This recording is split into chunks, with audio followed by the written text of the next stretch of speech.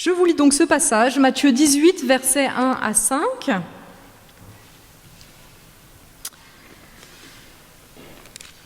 À ce moment même, les disciples vinrent demander à Jésus, qui donc est le plus grand dans le royaume des cieux. Il appela un enfant, le plaça au milieu d'eux et dit « Amen, je vous le dis. Si vous ne faites pas demi-tour pour devenir comme les enfants, vous n'entrerez jamais dans le royaume des cieux. C'est pourquoi quiconque se rendra humble comme cet enfant sera le plus grand dans le royaume des cieux. Et quiconque accueille en mon nom un enfant comme celui-ci m'accueille moi-même. »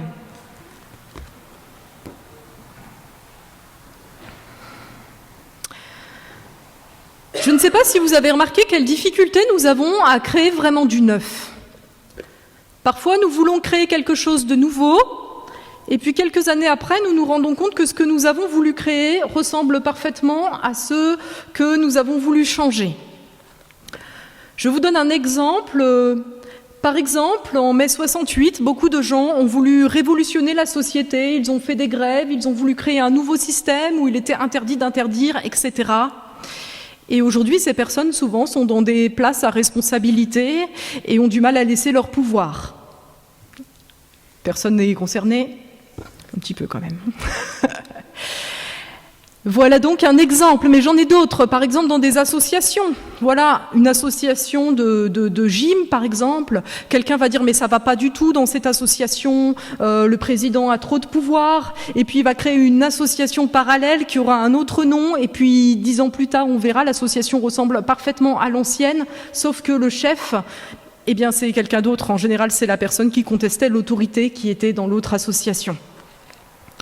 Pourquoi ? Parce que nous avons vraiment du mal à faire du neuf, parce que nous sommes ancrés dans des pensées, dans des modes de comportement qui sont tellement ancrés en nous que nous n'arrivons pas finalement à les changer. Nous essayons, mais nous n'y arrivons pas.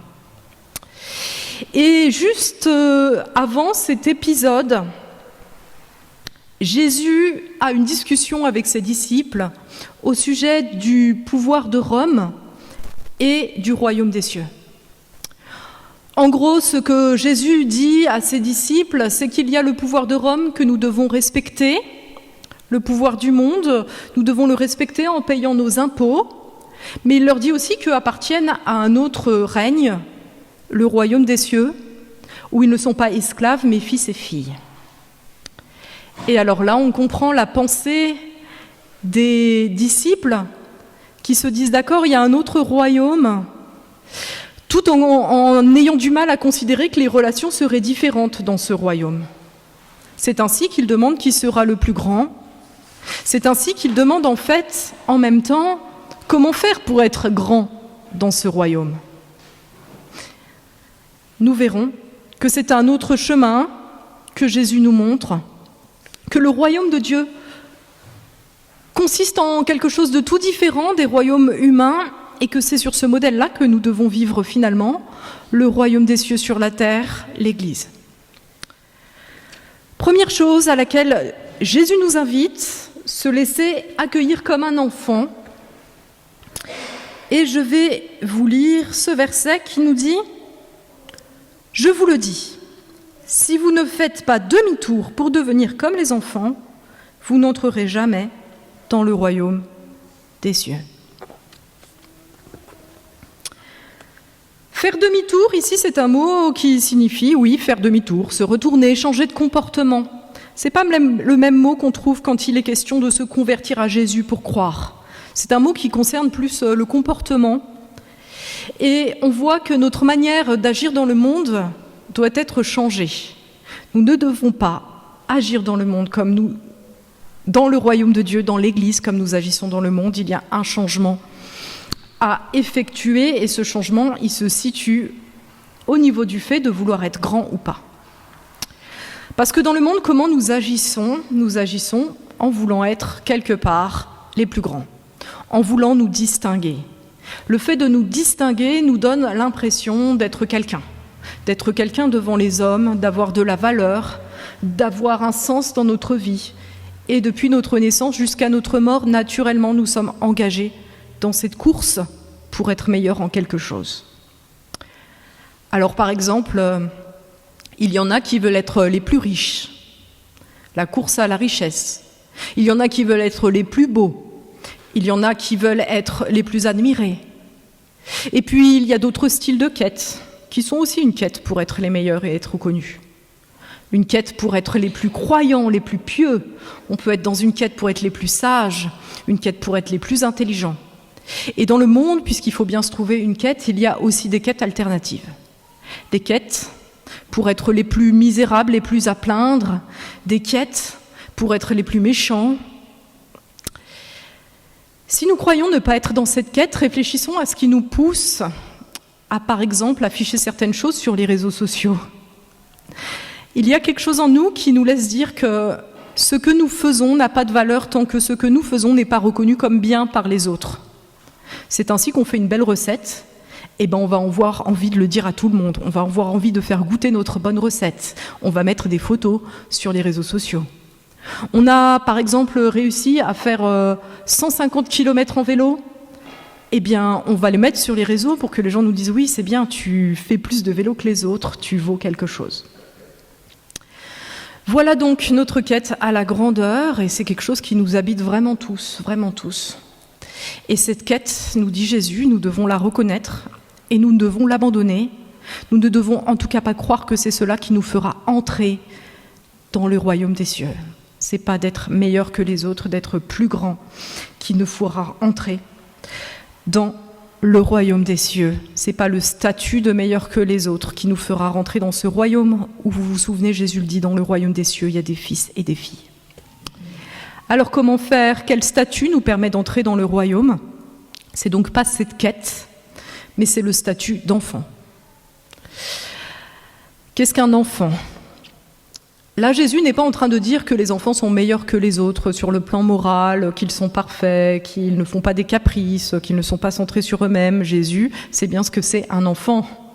Et il sait que les enfants aussi sont, comme les adultes, marqués par le péché. Ce que désigne ici Jésus, c'est le statut d'enfant. Et à son époque, les enfants n'ont pas vraiment de statut, de personne dans la course du monde, en fait. Les enfants n'ont rien à faire valoir. À l'époque de Jésus, on ne faisait pas des concours de la France a un incroyable talent pour enfants. On ne devait pas avoir des mentions non plus à l'époque de Jésus. À l'époque de Jésus, les enfants, c'était ceux qui étaient là et dont on devait s'occuper, ceux qui étaient dépendants. Ce n'étaient pas des gens qui pouvaient être meilleurs que les autres, ils n'étaient pas dans la course.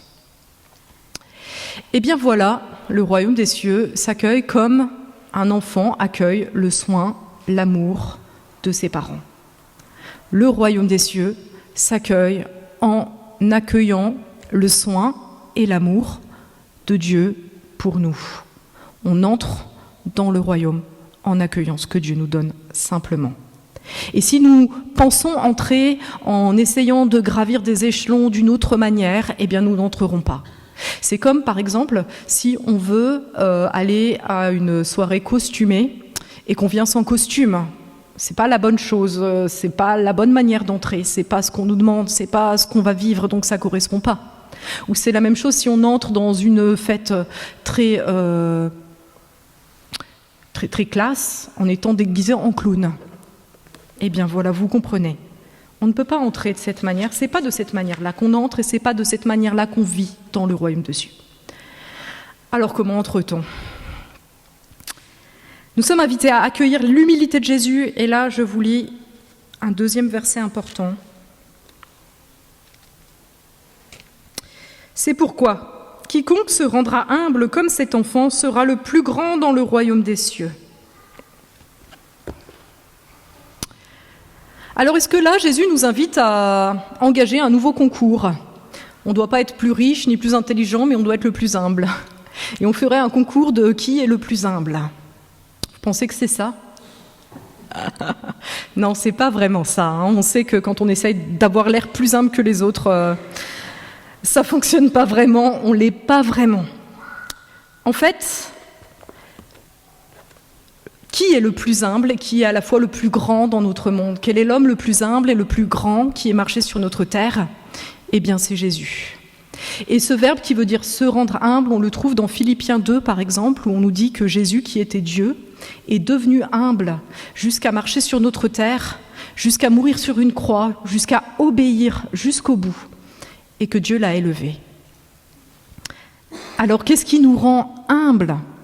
C'est pas de faire un concours d'humilité, mais c'est de nous attacher à ce Jésus, de nous attacher de tout notre cœur à ce Jésus qui a été le plus humble que la terre a porté et en qui nous sommes enfants de Dieu. Qu'est-ce qui nous rend grands sur cette terre, comme dans le royaume des cieux ?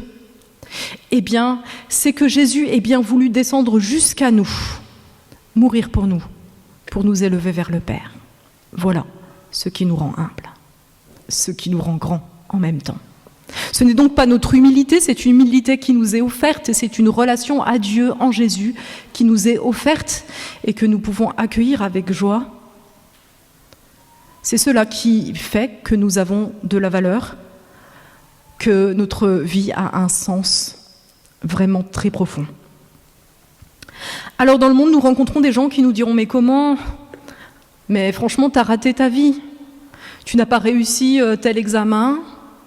Tu n'as pas d'argent, tu n'as pas de conjoint, tu n'as pas une belle maison, tu n'as pas des problèmes énormes, tu es monsieur, madame, tout le monde. » Voilà ce que le monde nous dira, et nous pourrons lui répondre « Oui, mais j'ai Jésus. Et avec lui, j'ai tout ce qu'il me faut, la place de fils, de fille dans le royaume. » Et cela remplit ce besoin de reconnaissance qui est derrière, en fait, ce désir d'ascension que nous avons, ce désir d'être toujours les meilleurs. Parce que nous voulons que les autres nous regardent comme quelqu'un, c'est pour ça que nous essayons d'être grands. Eh bien, Dieu nous regarde en Christ comme ses enfants, et en lui, nous avons tout ce qu'il nous faut maintenant et à jamais. Voilà comment vivre humblement, nous attacher à Jésus comme ceux dont on a besoin en tout premier, et quoi qu'il advienne. Alors oui, il est bon d'être petit. Il est bon d'être petit avec Jésus. Parce que en lui, nous sommes grands, tous grands, dans le royaume des cieux, des fils et des filles. Troisième chose, pour vivre cette réalité, qui est une réalité que nous devons vivre dans la relation à Dieu, mais aussi dans l'Église, je vous lis le verset 5 qui nous invitera à accueillir nos frères et nos sœurs. Jésus dit « Quiconque accueille en mon nom un enfant comme celui-ci, m'accueille moi-même. » Qu'est-ce que c'est ces enfants à accueillir ? On a l'impression là que Jésus change un peu de conversation. En fait, juste après, on comprend que les petits, et donc les enfants, c'est les chrétiens, ceux qui croient en Jésus. Et donc, si nous n'avons rien à faire valoir que notre relation à Jésus, les autres dans l'Église, nos frères et sœurs, n'ont rien d'autre à faire valoir non plus que notre relation à Jésus. Et c'est cette relation à Jésus qui fait que nous devons nous accueillir les uns les autres dans l'Église comme nous accueillons Jésus. Difficulté, encore, nous avons parfois tendance à croire qu'il faut que les autres méritent notre accueil. Il faut que les autres méritent le fait d'être nos frères et nos sœurs en Christ. Par exemple, dans mon ancienne église, il y avait pas mal de personnes, pour plaisanter, je les appelais les 68ards, qui avaient 75 ans par là, 70, 75. Et il y avait aussi d'autres personnes, mais quand des plus jeunes arrivaient, ils me disaient « non, cette église, elle est un peu nulle en fait, parce qu'il n'y a que des vieux. » Voilà ce qu'on me disait. Puis moi, je le vivais pas très bien, même si j'avais pas 70 ans, je me disais « mais en fait, on nous reconnaît pas comme l'église, parce qu'on est vieux, c'est pas gentil ça. » Et puis, aussi, il y avait un vieux monsieur qui venait dans notre église et qui disait « Moi, j'aime bien cette église parce que la mienne, il y a trop de jeunes, la musique est trop forte. » Enfin voilà, chacun trouve son église, c'est pas ça le problème. Le problème, c'est qu'est-ce qui fait de l'autre mon frère ou ma sœur ? Comment est-ce que je reconnais l'autre comme mon frère ou ma sœur dans l'église ? Eh bien, c'est notre relation à Jésus, qu'elle soit au tout début, que l'autre soit en recherche, ou que l'autre soit nouveau converti, ou que l'autre soit chrétien depuis très longtemps. C'est cette relation, et celle-là seule, qui fait de nous des frères et des sœurs. Ça fonctionne tout différemment du monde où, en fait, dans le monde, on va chercher des gens qui nous ressemblent ou qui nous plaisent, ou qui sont tout beaux ou qui nous paraissent beaux selon le monde. Eh bien voilà ce qui fonde nos relations aujourd'hui ici. C'est simplement notre relation à Dieu en Christ, et c'est cela qui nous encourage à recevoir les uns des autres comme nous recevons de Christ. Et chacun peut nous donner dans l'Église. Nous pouvons chacun recevoir les uns des autres dans l'Église. C'est ça qui est beau. Par exemple, hier, on avait la journée ménage et on a réparé une porte qui était bien cassée.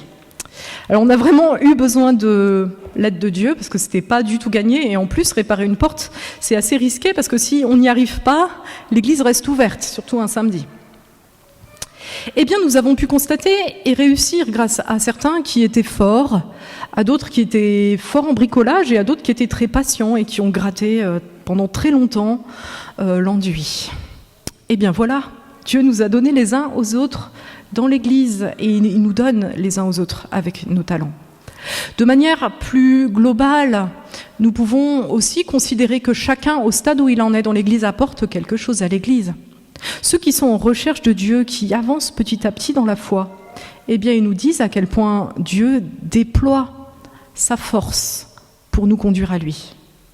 On voit, ces gens ont souvent des témoignages forts, il leur arrive des choses et ça change leur cœur, et on se dit mince, voilà comment Dieu m'a appelé aussi il y a bien longtemps.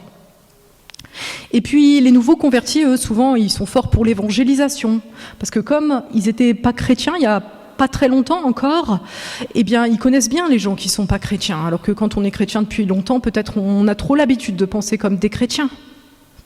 Et puis ceux qui sont chrétiens depuis longtemps, eh bien ils sont là pour apporter leur sagesse, pour montrer que l'obéissance a une importance, pour montrer les fruits d'une vie d'obéissance et de foi. Les gens aussi qui ont différents statuts dans l'Église peuvent apporter quelque chose. Les gens qui sont mariés témoignent finalement de l'accueil que peut représenter un foyer qui s'aime. Et les gens qui sont seuls, eh ben, ils ont plus de temps aussi. Voilà ce qu'est l'Église. Et voilà ce qu'est une Église qui reçoit de Christ les uns et les autres dans cette relation que nous avons chacun en lui. Alors en conclusion, j'ai vu des vidéos cette semaine, une vidéo qui nous encourageait à la confiance et qui nous montrait à quel point il était difficile de faire confiance. On voyait des personnes qui s'apprêtaient à sauter d'un très très haut plongeoir. Et on voyait qu'elles tremblaient un peu. Et puis finalement, elles se sont lancées. Et finalement, nous préférons dans la vie monter des échelons, être sur l'échelle, parce qu'on est bien attaché, on sait où on va. Et puis on regarde en haut, il y en a qui sont un peu plus hauts, mais il y en a aussi qui sont un peu plus bas, ça nous rassure. Eh bien voilà, le royaume des cieux est là pour nous en Jésus-Christ, et pour y entrer, il nous faut de la confiance. Pour y entrer, il nous faut y plonger avec Jésus. Alors frères et sœurs, osons plonger avec Jésus. Amen.